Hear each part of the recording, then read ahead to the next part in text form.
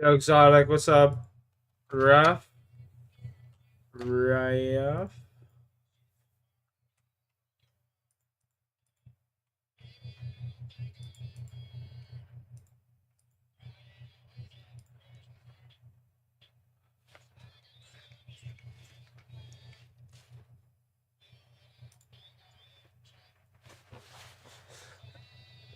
BSS? Nice, bro, nice. I don't know what BSS is, but good for you.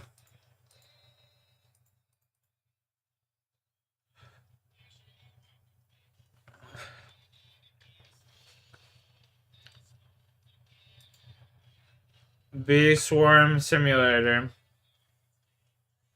Sounds fun.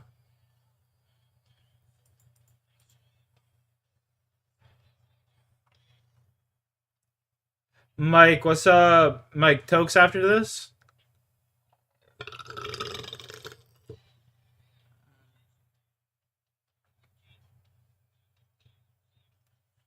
Apex? Nice.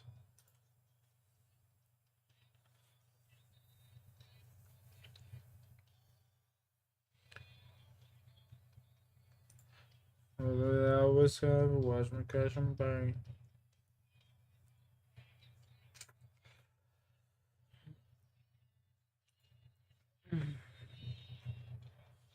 Hop on some Defiant? Nice.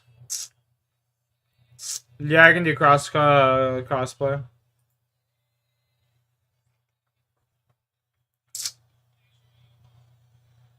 Don't want to sleep. I feel that. I feel that. I feel that.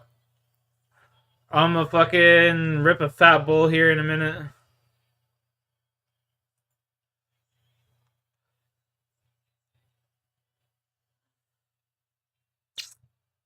It should play. Bro, honestly, I was playing Apex earlier and I just don't feel like playing, man. I was having such a hard time paying attention playing earlier. Like, it just wasn't good.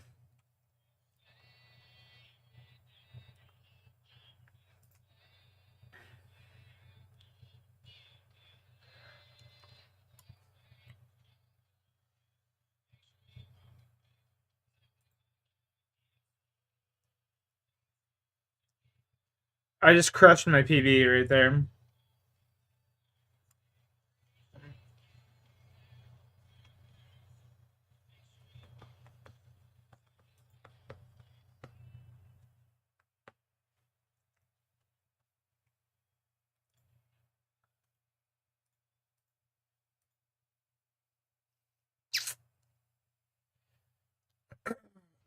Right. I'm gonna rip a toke here.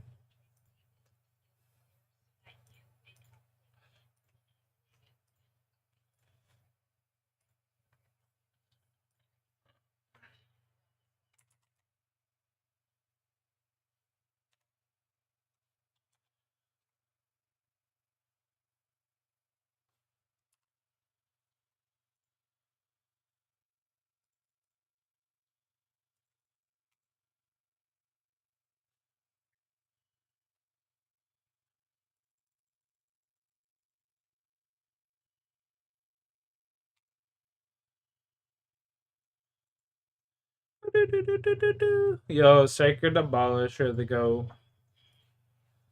It goes by. Just be the fucking GOAT. Always be special cause his words don't mean a damn thing. And hey, that I'm Super, what's up, Bow? Drunk as fuck. 4 a.m. writing this damn song. But I guess I'm okay. I'm being okay. Give it time and I'll soon move on.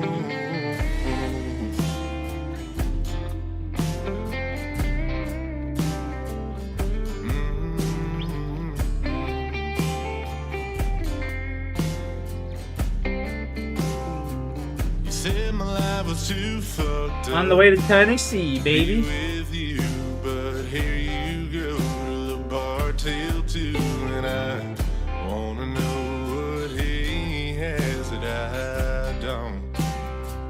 Well, I was ready for the shame. You're actually hyped, as you should be, good sir. I would change for you. Don't know the hope you gave to me. 4 lanes, 2 mile high. Yes, I'm okay. Attaboy. Just need some cocaine and a bottle that'll float my mind. Take a trip to another world where you would be mine. And I don't wanna hear the good side of this goodbye. If you wanna go, baby, just leave. Don't tell me that you still care and that I'll always be special, 'cause his words don't mean a damn thing. And I hate that I'm still up, drunk as fuck, 4 a.m. writing this damn song. But I guess I'm okay, not being okay. Need some Time, cocaine. baby, I'll move on.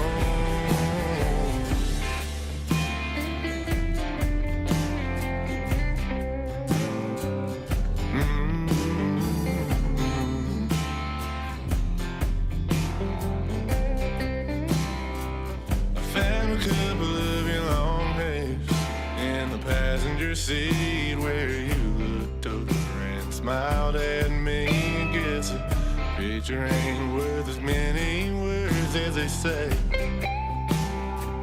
And don't tell me that it's okay, I'll find my own way. Don't need your excuses to ease my pain. I guess it's just time for me to work on me. And I don't wanna hear the good side, there ain't no good side. You ain't ever gonna see what I see. Don't tell me that you still care and you'll always be there, 'cause those words are just messing with me. And I hate that I'm still up, drunk as fuck, 4 a.m. writing this damn song. But I guess I'm okay, not being okay. Give it time, baby, I'll move on.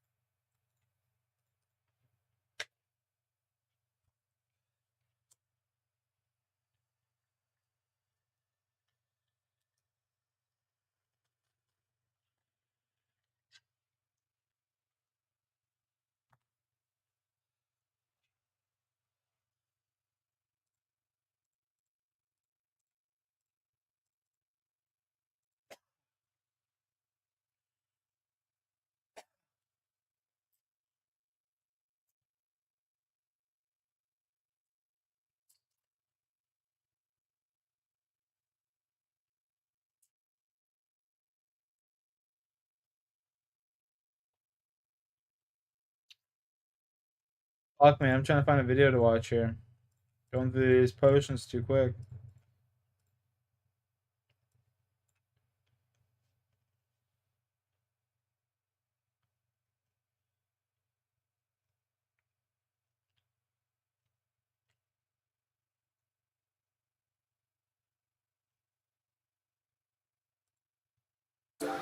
Today, you don't mind the wait.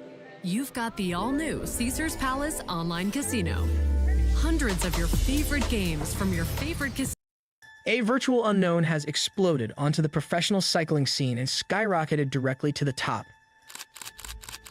She's young, attractive, kind, and humble, and by everyone's account, she's destined to become the top female athlete in professional mountain and gravel biking. The cycling community gathers in Texas for the next big race, eager to see if the young athlete will take it all as she's favored to do. But before the race begins, Ha ha. Ha. a shocking, heartbreaking, and utterly brazen series of events follows that upturns and captivates the community, the police, and everyone involved. Welcome back to Crime A to Z, where we detail cases and criminals from their very beginning until well after other reporting ends. Today, we'll be talking about the heartbreaking and hard-to-believe case of Mariah Wilson's murder. The heartbreaking part will be obvious and intense, and the hard-to-believe part will hit on multiple levels. It will make you marvel about both how someone could do such things, as well as what the perpetrator actually did and kept doing. And before we get started, if you end up liking how we present this case, we'd love it if you could quickly give us a like, share, and subscribe. We appreciate you. Let's go.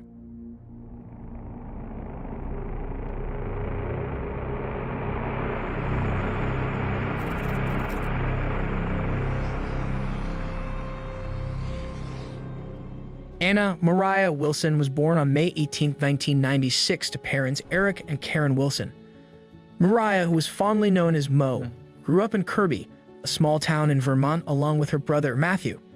They were a small, loving family that was active and loved the outdoors. As a child, Mariah was both driven and determined. Her mother described her as having a quiet determination, and friends noted her humble, respectful confidence. From the very beginning, Mo was a perfectionist, almost to a fault. Her mother recalled how when she was in 7th grade, the head of school asked her how she was going to deal with her perfectionism. She replied that she was going to start with a clean plate. Her mother laughed, knowing her daughter meant a clean slate, but plate was so much cuter. Mo grew up near Vermont's Kingdom Trails, a mecca of trails for skiers and mountain bikers. And coming from a family of athletes, sports had a strong influence in their household. Her father, Eric, raced on the U.S. ski team, her mother, Karen, is a cycling instructor, and her aunt, Laura Wilson Todd, was a 2-time Olympic cross-country ski racer. And that was the sport that Mo gravitated toward as well. Mo attended Burke Mountain Academy, a private college prep high school in Vermont specializing in training alpine ski racers. By her sophomore year, she was ranked 3rd in the nation in giant slalom for her age group. That was the same year she tore her ACL. She recovered, and after graduating in 2014, she attended Dartmouth College and fulfilled her childhood dream of joining the Dartmouth Alpine Ski Team. She then promptly tore her ACL again.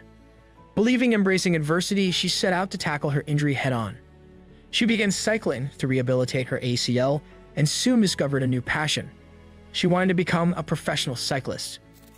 She graduated with a degree in engineering in 2019. And while she joined the corporate world working at the bike designer and manufacturer specialized, her off time was spent skyrocketing to the top of the professional cycling world. While Mo had done mountain biking when she was a young child, she had never done gravel cycling, which involves riding on unpaved roads of open gravel, dirt tracks, and other compositions. But within 3 years of mountain and gravel bike racing, she had become the winningest professional off-road cyclist in America, known in part for her vicious climbs. You would kind of like peg yourself as like you enjoy the climbs, Oh, you shit. enjoy a She got 10,000 big foot biceps day. than most people for that sure, know. for sure. Than most Yeah, guys that know. that's congratulations. Kudos. I probably won't be thinking that when I'm out there riding tomorrow, but yeah, While you're right in Black now, Canyon, remember you told me this, that you like those climbs. I'll be thinking about that when I'm Okay, suffering, yeah. yeah. Mo went from having never competed at the national level to winning or coming in second Okay. in nearly every highly competitive race she entered, unheard of for someone so new to the sport. Her trainer noted how, out of the gate, her numbers clocked in at World Cup levels. So in 2022, after over 2 years of COVID pandemic repercussions that allowed her more time to train, Mo took the leap, moved to San Francisco, and quit her full-time job so she could dedicate herself to professional racing. By everyone's account, Mo was poised to become the top bike racer in the country, possibly the world. But to be successful as a professional racer, you have to do more than just win. You need sponsors. Enter professional cyclist Colin Strickland. Colin was popular and well-established in the cycling community, having competed both nationally and internationally and having raced about 10 years by that point. Born November 7, 1986, Colin Strickland grew up in Johnson City, Texas, on an organic farm. Mo met Colin Strickland in September of 2021 at a bike race in Idaho.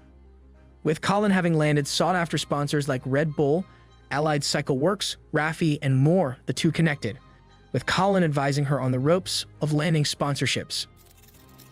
At the time they met, Colin was dating a woman named Caitlin Marie Armstrong. Born on November 21, 1987, Caitlin grew up in Livonia, Michigan, where she was known to be friendly, outgoing, and athletic. In high school, she was voted best hair for her class of 2005. Best hair. After attending a community college, she went on to attend Eastern Michigan University.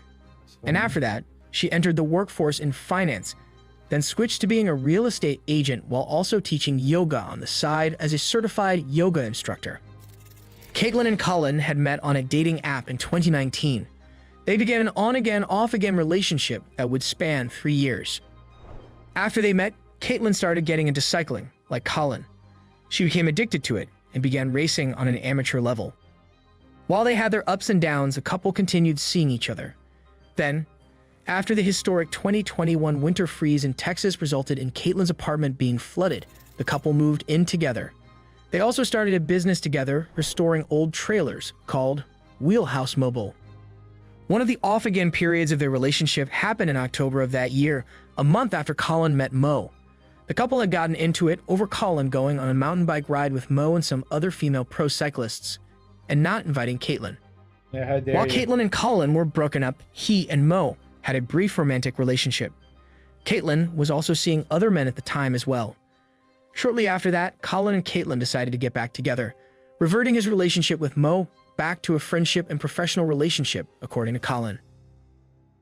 Less than a year later, on May 10th, 2022, 1 week shy of her 26th birthday, Mo traveled to Austin, Texas, ahead of a race that was to take place in nearby Hico, Texas, the Gravel Loca bike race. Mo was favored to win the race. She was staying at the apartment of her friend, Caitlin Cash. Once she was settled in, Mo contacted her friend Colin to see if he wanted to hang out. She texted him, "Do you have plans tonight?" He replied, "Want to go swimming? Maybe swimming and a beverage." It was a plan. The two met up a few hours later. They went swimming in a local swimming pool, then headed to a place called Pool Burger for a bite. Then Colin dropped Mo back off at her friend's apartment and headed back home. But tragically, that would be the last time he would see Mo alive.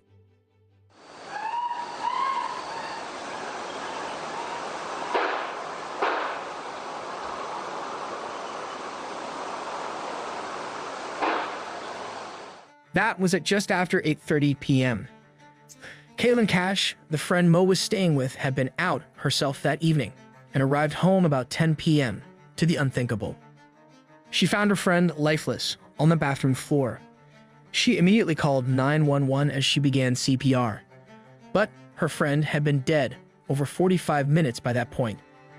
Police arrived, and the news of the killing began making headlines before police divulged any identities. Police are crazy. investigating Wow, a what? suspicious death in East Austin.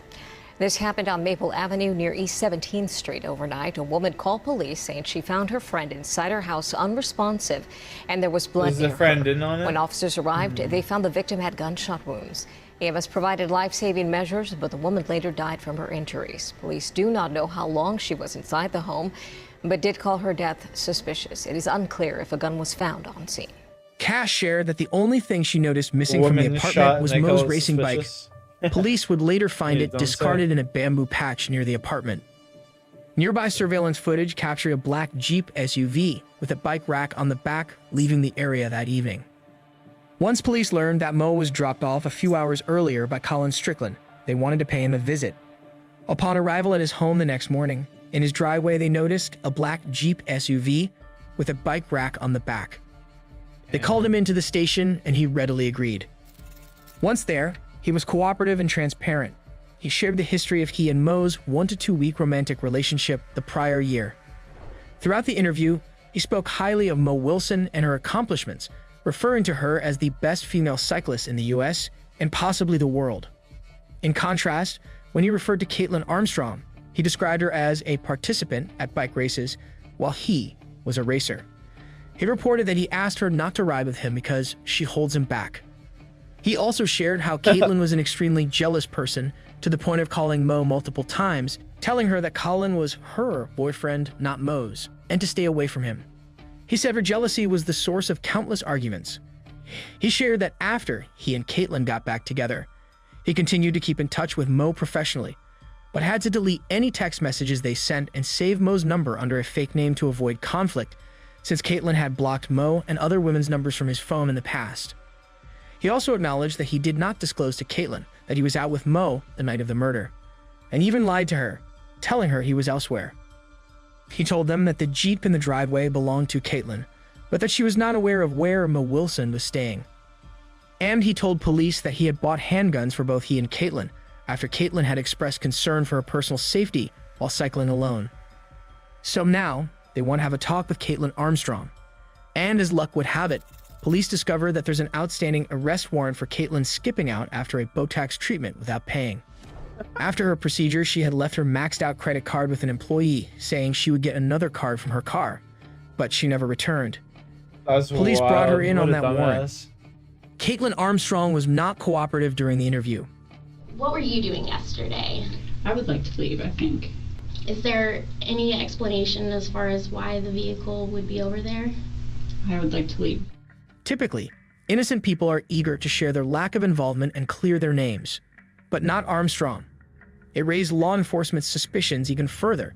When detectives told her that her vehicle being in the area of the murder did not look good for her, she simply nodded her head in agreement, but offered no explanation as to why her vehicle would be there.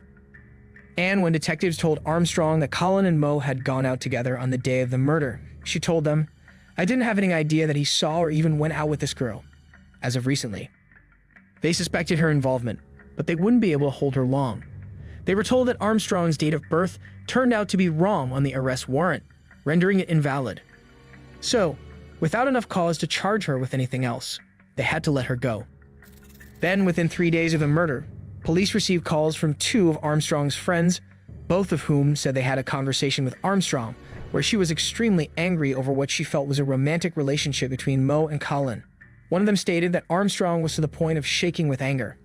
Both recalled her saying that she wanted to kill Mo. One of the friends recalled Armstrong saying that she had either just purchased a gun or was going to. Neither took the threat seriously, attributing it to Armstrong's extreme emotional state at the time. Despite Colin's claim that he and Mo were only involved romantically during his brief breakup with Caitlin, evidence and statements start pointing toward more of an on-again, off-again relationship, at least around January of 2022. That is the time frame when Armstrong had the rage conversations with her friends about Colin seeing Mo. It's when she requested a gun from Strickland, and it's when Mo sent the following text to Strickland, which included, "This weekend was strange for me, and I just want to know what's going on. If you just want to be friends seems to be the case, then that's cool, but I'd like to talk about it." The next day, Colin replied, "Caitlin came along to go to a meeting about the Sprinter Spartan Hotel project. In hindsight, this was not a good idea." It appeared to law enforcement that even if Strickland saw their relationship as platonic at that time, Mo did not. What was unarguable was that Strickland's name was associated with the crime. He acknowledged as much by posting a statement on social media expressing, "There is no way to adequately express the regret and torture I feel about my proximity to this horrible crime." That proximity acknowledgement triggered several of his sponsors to promptly drop him. Based on all the findings and evidence accumulated over the next few days, as well as later court testimonies, law enforcement was able to establish a clear picture of how the evening transpired. After Mo and Colin went swimming to cool off on the 80-degree day, they stopped to eat at Pool Burger, where they were seen on the restaurant's surveillance camera. Their neutral interactions appeared to reflect the strictly platonic relationship they were having at the time, just as both Mo's family and Strickland maintain. After eating, Strickland drove Mo on his motorcycle to her friend's home. He dropped her off at 8:35 p.m., then left for home. 1 minute later, he pulls over and sends a text to Armstrong. "Hey, are you out? I went to drop some flowers for Allison at her son's house up north and my phone died. Heading home unless you have another food suggestion." Then, a minute after that, a neighbor's Ring doorbell camera captures Armstrong's black Jeep SUV pulling up to and stopping at the home where Mo is staying. Shortly after that, the Ring camera shows the Jeep leaving. Turns out Armstrong actually did know where Mo was staying. She was using a fitness app called Strava, which cyclists use to track their bike ride data. It allowed Armstrong to track exactly where Mo was staying. Armstrong also had access to Strickland's Apple laptop login and password, and police documents speculate that she may have been reading his messages and knew exactly what the pair was up to. Evidence showed that Armstrong was actually following the pair for at least part of their outing. After That's Strickland creepy dropped as Mo fuck. off, Armstrong made her way into the home. She then shot Wilson twice in the head, and then a few moments later stood over her and shot her again in the heart. One of the bullets also pierced her hand, which the medical examiner determined was likely the result of Mo putting her hands up to try to shield herself. Within minutes of dropping Mo off, Strickland was seen on his motorcycle some 8 miles away, logistically clearing him from any involvement in the shooting. He'd arrived home shortly after 9:21 p.m., and Armstrong was not there. When she arrived home later that evening, she was neither frazzled nor acting strange. She did, however, aggressively initiate intimacy with him, exhibiting unusually forceful behavior that he didn't mind at the time, but, in hindsight, says he feels traumatized by. The next morning, when detectives visited Strickland and he learned Mo was murdered, he was shocked. When he next saw Armstrong, he told her that he had been out with Mo. But, uncharacteristically, she was not upset. He asked her if her car was near the scene of the murder, like detectives had described, and she told him she was at a waxing appointment, a yoga class, and a healer. He said she vanished a couple of days later. Testing of the bike that was discarded near the home revealed DNA on its handlebars that highly likely matched Armstrong's. Law enforcement speculated that Armstrong either threw it there to make it look like a robbery, or she considered the bike a symbolic representation of Mo's livelihood or something dear to her, and she wanted to take that away from her. Law enforcement also discovered that on the night of the murder, Armstrong's phone was not connected to any cell network, indicating it was likely either off or in airplane mode. Police were confident it was intentional, noting that in this day and age, if your phone is either off or not connected to a network, you're likely either the victim of a crime or committing one. A silent phone actually speaks volumes. And ballistic testing revealed that the gun Strickland purchased for Armstrong had a strong likelihood of being the murder weapon. Armed with the evidence they gathered up until that point, on May 17th, 6 days after the shooting and 5 days after Armstrong walked out of the interrogation, a warrant for her arrest was issued for the first-degree murder of Anna Mariah Wilson. But they were too late. Caitlin Armstrong had fled and was nowhere to be found. The day after her interrogation, Armstrong made plans. She sold her black Jeep to CarMax for $12,000, landing her a nice pot of cash. And that appeared to just be a supplement. According to Colin, prior to the murder, he had given Armstrong $450,000 to place into an investment account, which she had sole access to. Plenty to fund her dubious plans. Meanwhile, the U.S. Marshal Lone Star Fugitive Task Force was put into action to track down and apprehend the fleeing Armstrong. They had come to learn that the warrant they thought was invalid due to the erroneous date of birth was actually valid. And they could have indeed held Armstrong in custody on that warrant. They'd find out that she may have fled to her sister's home in New York. They tracked down her sister, Christine Armstrong, and pay her a visit.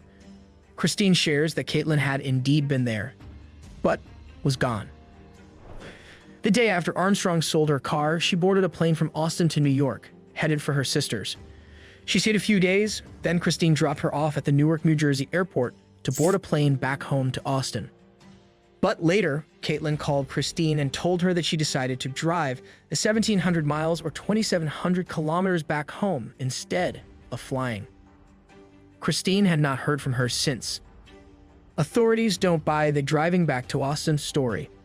They checked for any outbound reservations for Caitlin Armstrong but came up empty.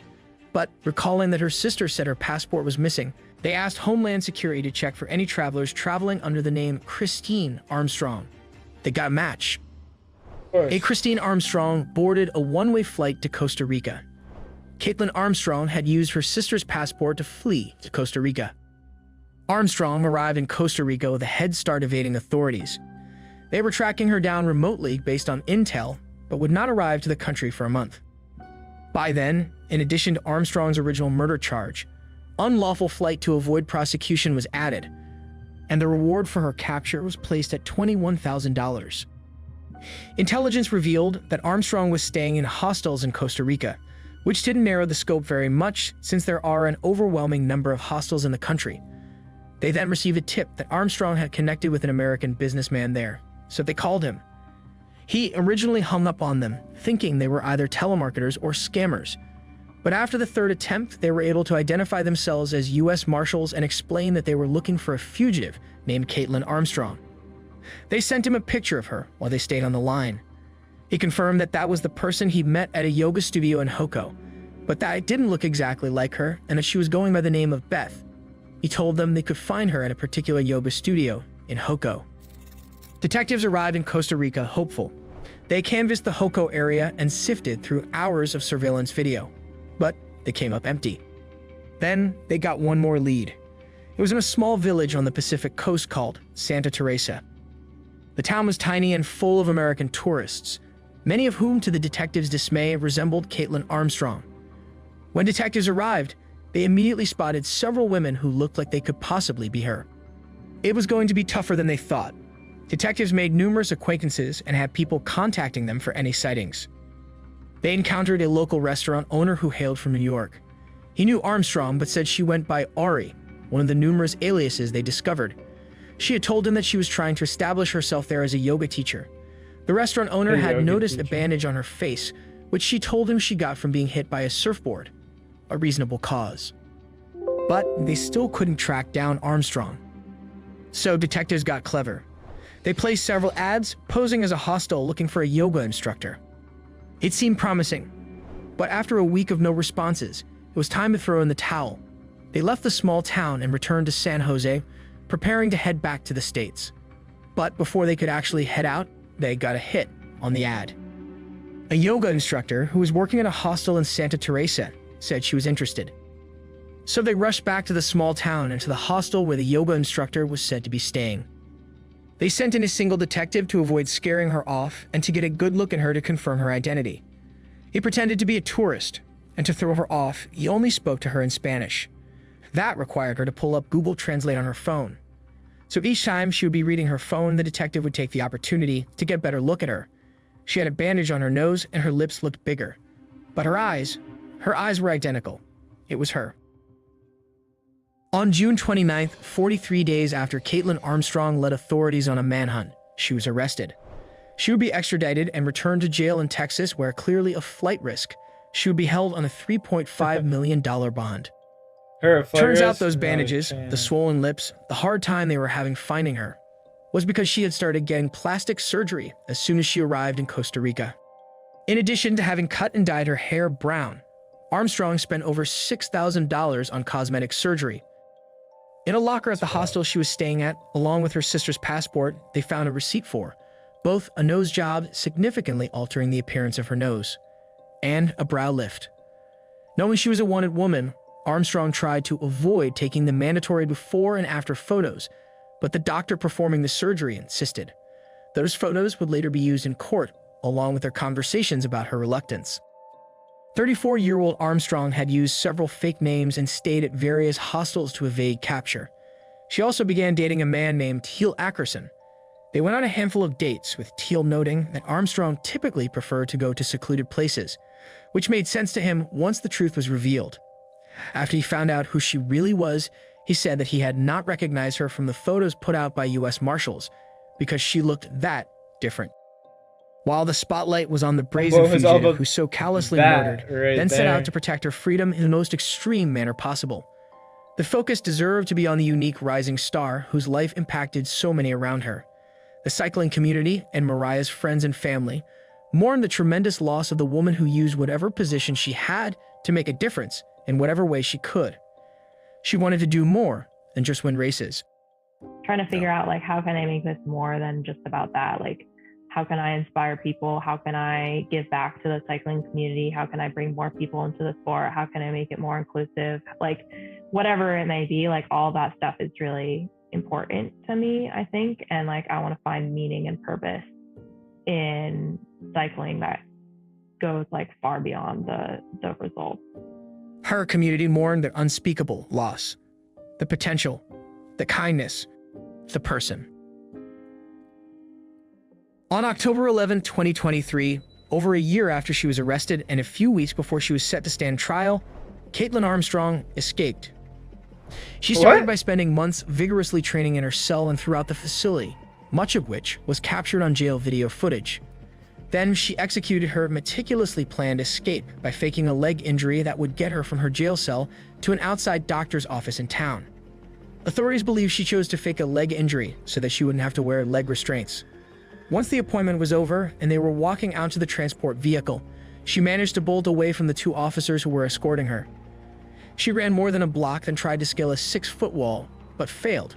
Officers were able to yank her back to the ground after her striped uniform Look at this pathetic fucking cop. pants slipped off while scaling the wall, revealing thermal pants underneath which she wore, planning to blend into a crowd once she escaped. The officers both sustained minor injuries to their arms and knees, resulting in a new felony charge of escape causing bodily injury. The charge would be dismissed a few days later. Of course it would. Look at Caitlin those Armstrong's fucking trial dumbass cops. began on November 1st, 2023. Prosecutors laid out a graphic timeline of events that led up to the deadly shooting, starting with Armstrong logging into Strickland's email and Instagram accounts, all the way up to her standing over Mo Wilson as she ended her life. They outlined her time on the run, including presenting the receipt for her plastic surgery, along with evidence of Google searches like, "Can pineapples burn your fingerprints?" and whether her phone could be tracked if she didn't make phone calls. All were consistent with her trying to evade capture. But defense argued that they had no direct evidence linking Armstrong to the murders. No one saw her committing the murder, surveillance footage never showed her entering or leaving, and they argued that the ballistic evidence was not definitive. They claimed their client was trapped in a nightmare of circumstantial evidence, and that law enforcement had a theory of what happened and sought out the evidence to fit it. They argued that the reason she fled and tried to disguise her identity was that she was scared of her boyfriend. Do you think that she may have been concerned a little bit that her boyfriend had killed someone? Fear results in fight or flight. And it was flight. Colin Strickland was called to testify and was less than accommodating. At a time when it was time to fight for justice for Mo, he was typically uncooperative and aloof on the stand, even described as arrogant. Most reports speculate due to his cycling career being over. Apparently frustrated, there were even instances where he was rude and aggressive to media, first shoving a cameraman's camera, almost making him drop it. Then later, going out of his way to step on the same cameraman's foot, which didn't imply any guilt but did not present well for Strickland, personally or professionally. After a 2-week trial and 2 hours of deliberation, the jury found 35-year-old Caitlin Armstrong guilty. The same jury would convene to determine Armstrong's sentence. She had previously rejected a plea deal that would have reportedly shaved decades off on the potential life sentence if she were to receive one, potentially allowing her to leave prison in her 50s or 60s. Prosecutors urged the jury to sentence Armstrong to at least 40 years in prison. The jury returned the next day, handing down a sentence of a whopping 90 years in prison, well beyond the time recommended by the prosecutors. She was also fined $10,000. She will be eligible for parole after serving at least 30 of those years, in the year 2052. Her current release date is scheduled for July of 2112, when she would be 124 years old. Damn, bitch. Caitlin Armstrong is currently serving out her sentence at Dr. Lane Murray Unit, a women's prison located in Gatesville, Texas. At the making of this video, it has been 6 months since she was sentenced, and little is known about her experience there. It is known that Murray is one of the many prisons in Texas in its unbearably hot summers that does not have air conditioning. So, there's that. A month after Armstrong was sentenced, her new attorney filed a motion for a new trial, claiming that her previous attorneys did not present enough character witnesses to demonstrate Armstrong's traumatic childhood. The motion also claimed that she was pregnant about the time she was arrested. Her new attorney claimed that had more witnesses testified about Armstrong's traumatic life, and had they known she was pregnant around the time she was arrested, her punishment might have been less severe. The court filing did not state who she was pregnant by, what happened to the pregnancy, or any evidence supporting it. Many speculated that it was yet another attempt by the convicted murderess to avoid facing the consequences of her selfish, brutal act. Colin Strickland has essentially vanished from the public eye. After extensive research, we couldn't find any evidence of whether he continues to race or not. But regardless, any public information about him during the 6 months that have passed since the sentencing is non-existent. A few months after Mo's death, At Kane's Trails in East Burke, where Mariah spent so much time biking and skiing, a trail was built in her honor, called Mariah's Ascent. The trail was a collaborative effort from numerous diverse groups of volunteers who donated hundreds of hours to honor Mo. Also, to honor Mariah's memory, the Wilson family created the Mariah Wilson Foundation. They said, in her journal, she wrote that her mission was to inspire to ride bikes and be active, whatever that may look like. We want to do what Mariah didn't have the chance to do. What she had said about cycling, we now say about sustaining her legacy and impact in our community. We can't not do this. We hope this video did justice to Mariah Wilson. Mo's spirit and outlook were bigger than life. She used the power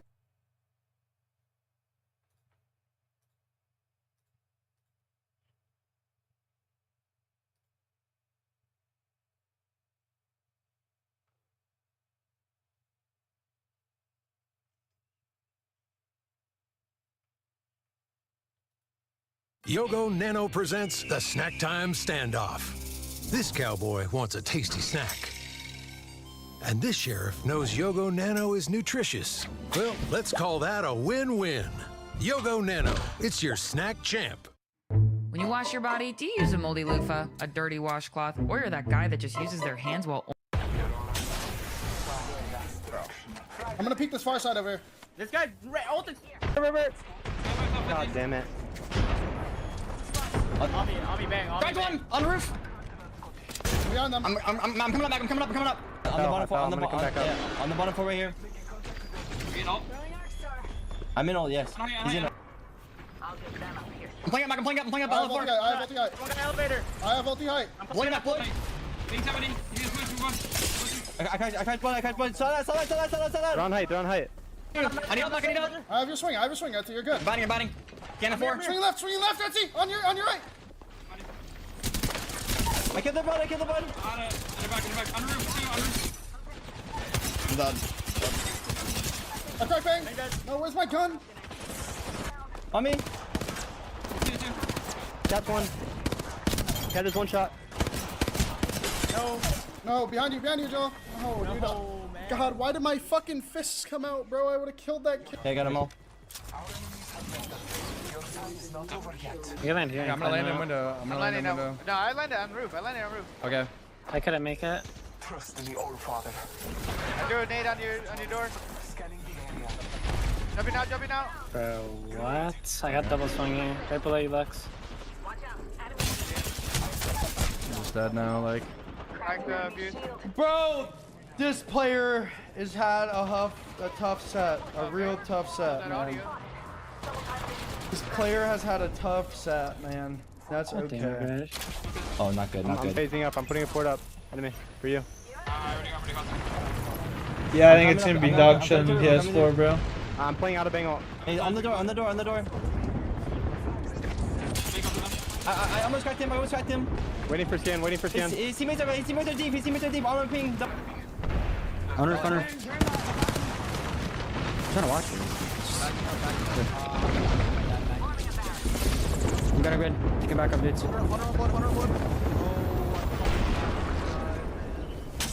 Get to 2 for 3 in this building. Double. Guys, 140 Is this our bang ult? Yeah. I killed the run. One of them been over here. Both of them. Both of them over here. Get to that. Zipping on you. Bro, nerf the Havoc. Dude. 80 on one. We're zipping up. Here. Yeah, they're in the nut. You're in there. Yeah, I know. I'm good. I'm playing live. I'm back. I have scan. Do not go in yet. I have scan. Okay, now. First 4. Dropping together. My name fucked up. I can't. I'm playing big Q. I'm breaking Q for you. On the door. Getting it. Up in the chimney. No. They're getting ate by another team. Live. They're getting ate by another team. Just live. Is that a third party team? That's my bad, man. They're going up. On my door, two of them. They're breaking Alright, I'm getting on height. I'm on height. They're super low. I'm scanning too. Scanning. Blood cracked. Oh my god, bro. I just fucking bang smoke. Fuck!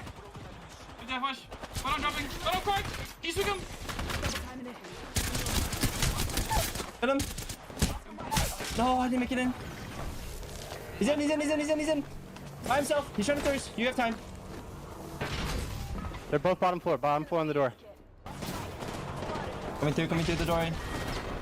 Fuck, bro. Acá hay un bloco en el medio. Yo no he visto que acaben.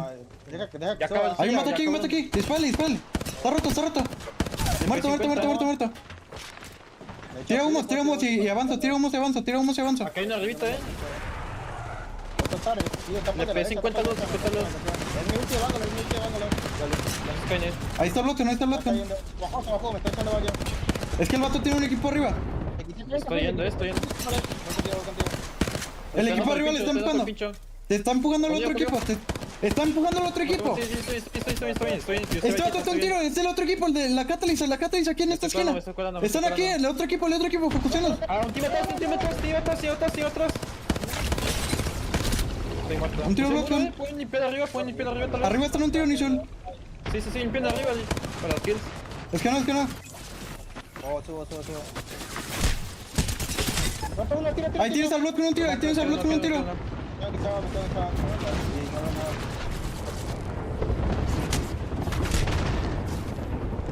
está el bloque reviviendo. Lo matas. Está one, güey. Mana. What the fuck? Come on. Crack another. I'm one about it. Bang one. I'm gonna die here, boys. GG's.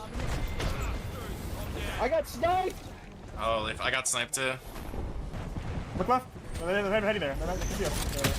I got hit by a fucking Eagle. I suck one though. I gotta take this. No, I'm dead. Oh my god. That's my last bat. Good zone. We need to listen and see if anything happens up top. And run up. Got it again. It's a duo, right? Duo on the left. I'm scanning. Yeah. Focus the trio. Team on They're right. pushing! Where's Dead. Cat one, go. Get us. Can we just I'm dead.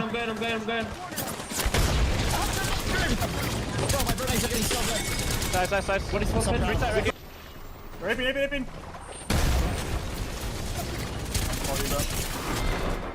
Yeah, I mean we should just know that. I'm sending it. I finished. Watch out! What is you doing? There's no weapon. He's on me. We're getting fought. Yeah, Oh my god.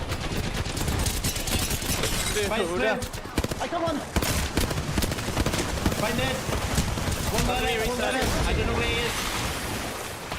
One got it. On me. Ham.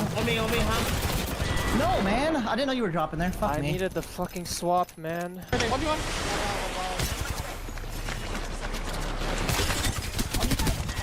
Nice. You're good. You better be maybe. You should be good to rest. One guy. He's going back up. Hold on. Just wait. Rest.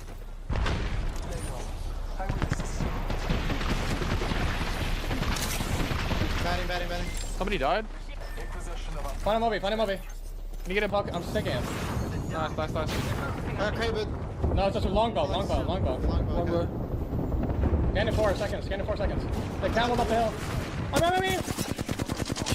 Crack him! On you, so. Full team. Top's kind of fighting. One dead. I'm dropping on them. Okay. Blood's on the boxes. Almost have fuse. I'm batting. We just need a fuse ult within what part of... He's an ult, man. I'm gonna fuse out that. I'm barely alive. Really good. He's on the right.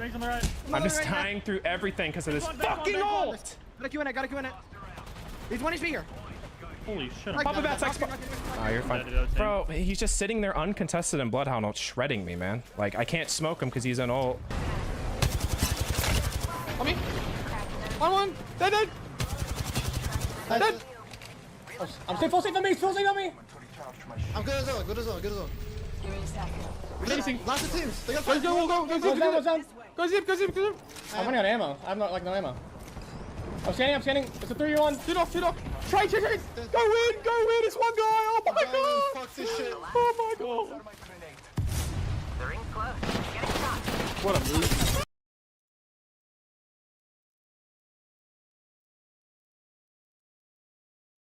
Tanner Bogarts is out of Pergola.